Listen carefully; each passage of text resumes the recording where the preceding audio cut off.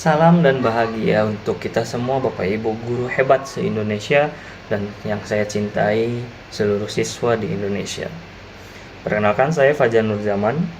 Di sini saya akan memberikan opini tentang yang sedang hangat terjadi, yaitu tentang perubahan kurikulum.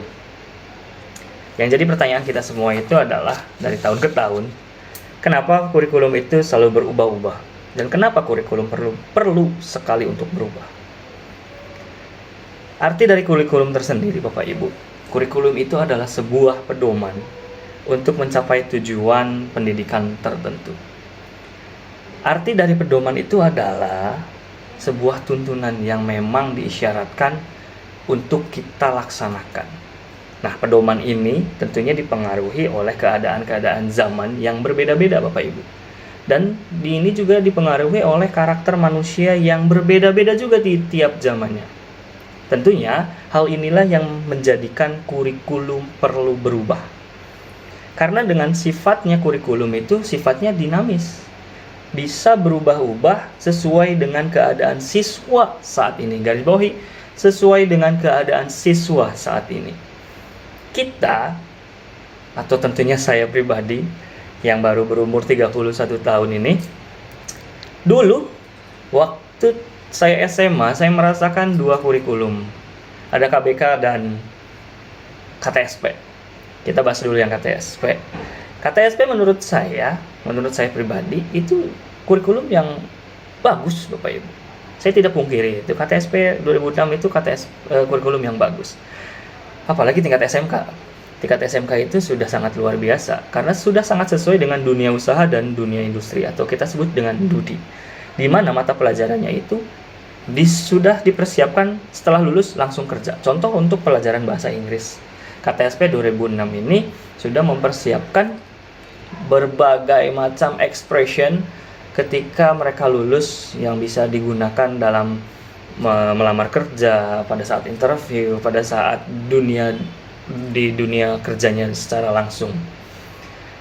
Nah, KTSP ini sudah sangat bagus dan baik, Bapak Ibu. Lantas berubah menjadi Kurtilas. Kurtilas ini saya rasakan ketika saya pertama kali jadi guru. Tentunya saya jadi guru itu pertama kali tahun 2015. Dan saya sudah berhadapan langsung dengan Kurtilas. Kurtilas ini juga saya rasakan lumayan bagus. Karena memang proyeknya itu student center. Cuman sayangnya ini saya sebutkan sayangnya, kurangnya sosialisasi dari pusat kepada daerah-daerah dan terutama untuk guru-gurunya tersendiri. Sehingga mengakibatkan miskonsepsi antara keinginan pusat dengan keinginan guru. Dengan yang dilaksanakan oleh guru itu berbeda dan berbanding terbalik bahkan. Keinginan pusat yang dimaksudkan pusat dengan student center itu adalah dengan mengajak atau mengundang siswa untuk ikut berperan serta dalam proses belajar mengajar. Yang terjadi di lapangan pada saat Kurtilas, Bapak Ibu, kebanyakan guru masuk hanya ngasih materi, silahkan cari sendiri materinya, ditinggalkan itu kelas. Dan itu banyak sekali kejadian-kejadian yang seperti itu. Tidak hanya satu, tidak hanya dua, dan bahkan hampir semuanya. Kok bisa terjadi, Pak? Antara KTSP yang tadi diceritakan sudah lumayan bagus dan memang sudah disesuaikan dengan dunia usaha, dunia industri, dengan Kurtilas yang sangat jomplang sekali. Bahkan ada guru-guru yang berbicara, Kurtilas sangat dibebankan sekali dalam hal administratif. Begini, Bapak Ibu. Sudah dijelaskan di awal bahwasanya kurikulum itu adalah pedoman yang dipengaruhi oleh keadaan zaman yang berbeda-beda dan karakter manusia yang berbeda-beda di zamannya. KTSP itu berada di tahun 2006 ke atas. Pada saat masa transisi tradisional ke modernisasi. Jadi kurikulumnya itu disesuaikan juga untuk orang-orang masa transisi seperti saya.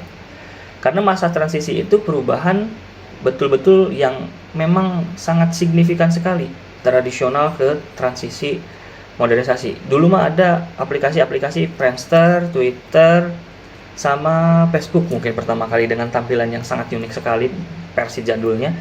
Nah, pada saat Kurtilas, kenapa muncul student center? Karena pemerintah pusat itu sudah berpikir bahwasanya pendidikan kita itu sudah modern, Bapak Ibu. Sehingga masuknya internet di dunia pendidikan ini sangat mempengaruhi kinerja kita sebagai guru. Kita harus lebih lagi daripada murid. Karena muridnya itu sudah paham tentang penggunaan internet.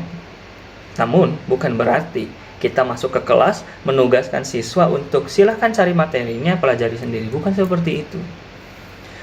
Nah, dengan riwayat penyakit yang seperti ini, Kurtilas itu hanya bertahan sebentar, Bapak Ibu. Maka Kurtilas berubah nama dan berubah menjadi Kurikulum Merdeka. Yang terjadi di Kurikulum Merdeka ini sangat kuat sekali, saya appreciate untuk pemimpin dan pemerintahan dan Kementerian Kemdikbud sudah sangat luar biasa sekali dalam pengembangan kurikulum. Yang saya rasakan di Kurikulum Merdeka ini sangat luar biasa sekali, dengan referensi yang sangat jelas, yaitu berpedoman kepada Ki Hajar Dewantara, di mana Ki Hajar Dewantara itu selalu mengutamakan siswa.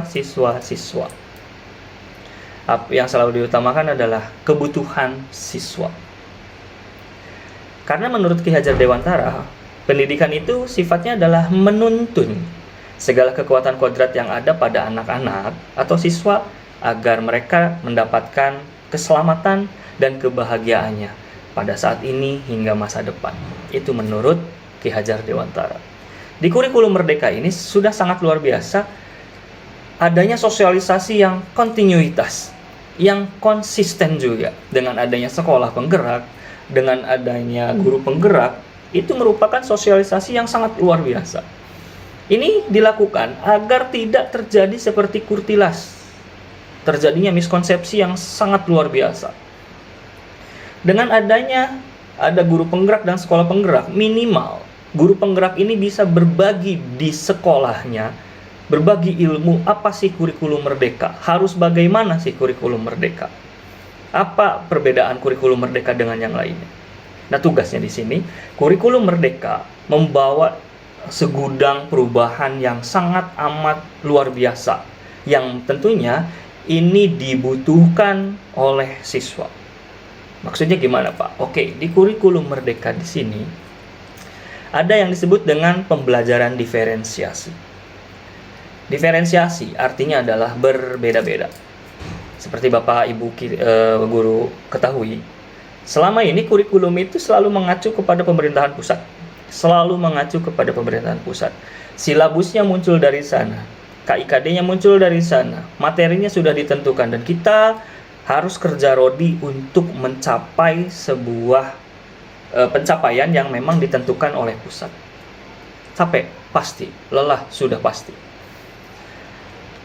jadi beban sudah pasti, karena targetnya hanya mencapai tujuan A, B, C, D itu sampai. Di Kurikulum Merdeka kita bisa menyesuaikan sebuah pembelajaran sesuai dengan keadaan siswa saat ini, sesuai dengan zaman kita saat ini, dan sesuai daerah kita berada.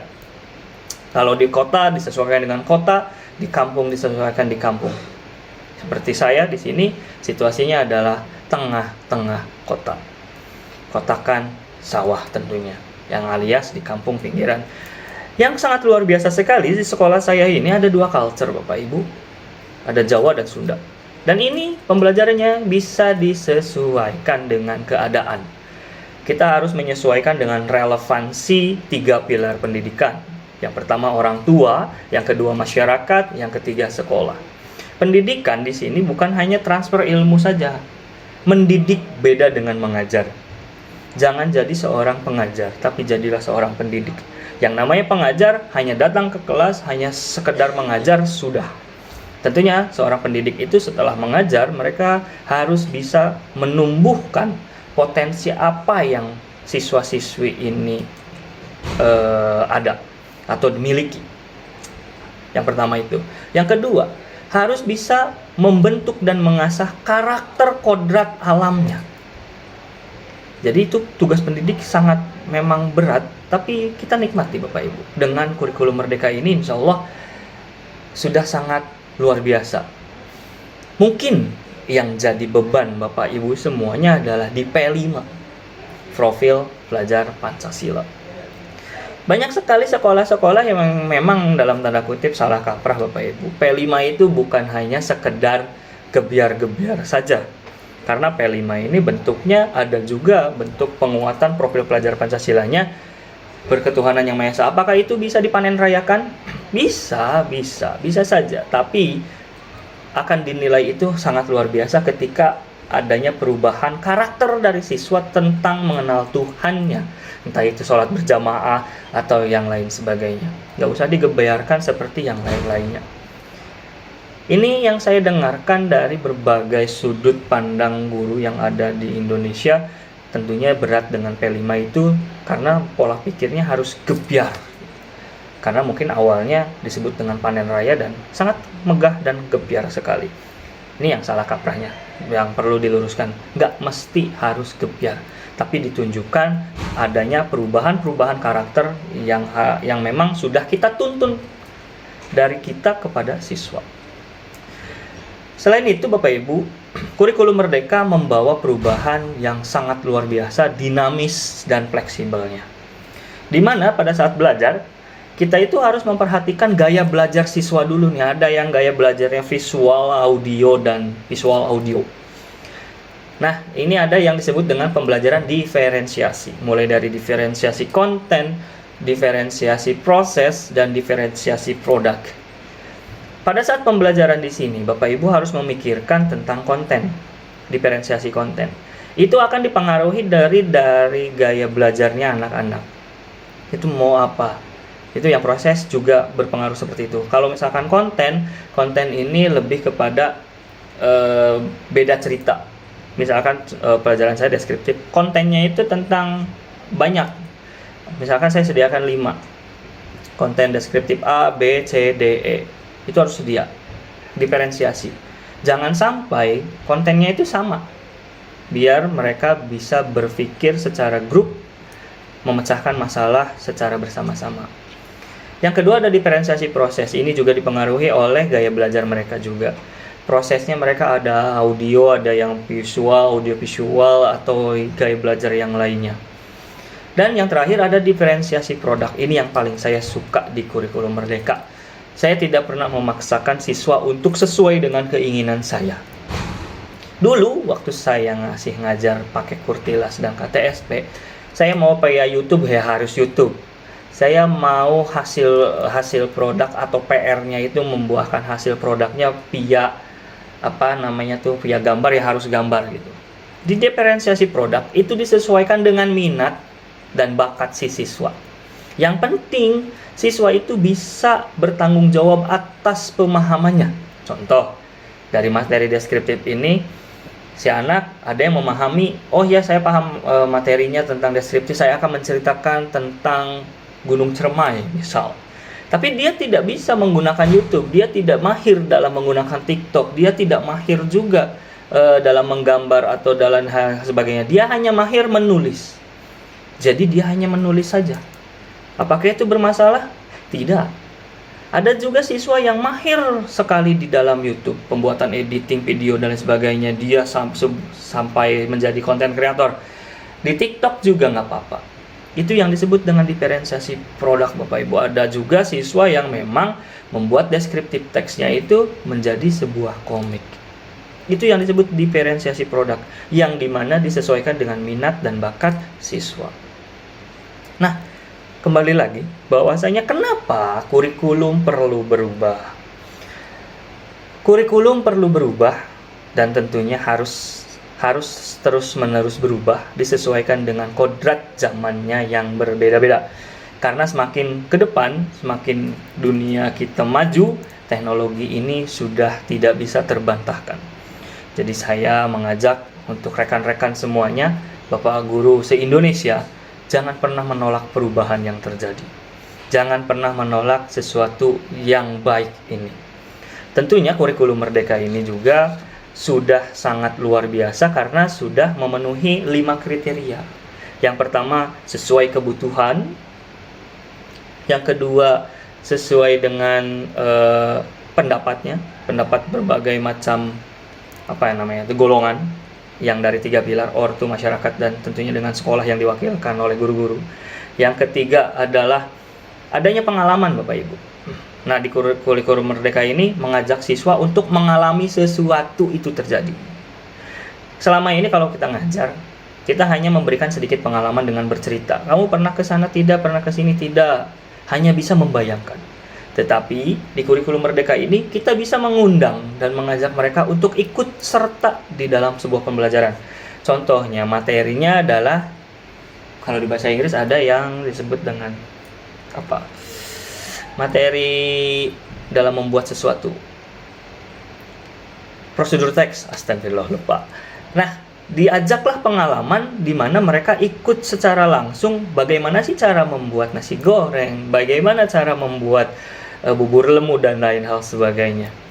Yang keempat, tentunya akan ada hasil belajar yang sangat amat menarik dengan adanya diferensiasi produk tadi. Yang kelima, kebutuhan murid ini semuanya sudah terpenuhi. Mulai dari rasa diakui, mulai dari rasa kepercayaan diri yang meningkat, mulai dari rasa pengen diperhatiin dan ikut serta, dan tentunya motivasi kebutuhan-kebutuhan siswa ini sudah sangat terpenuhi semua. Itulah kenapa kurikulum perlu berubah. Jadi jangan pernah menolak sebuah perubahan. Jika ada satu manusia yang menolak sebuah perubahan, maka bersiaplah untuk binasa. Sekian dari saya, terima kasih. Assalamualaikum warahmatullahi wabarakatuh.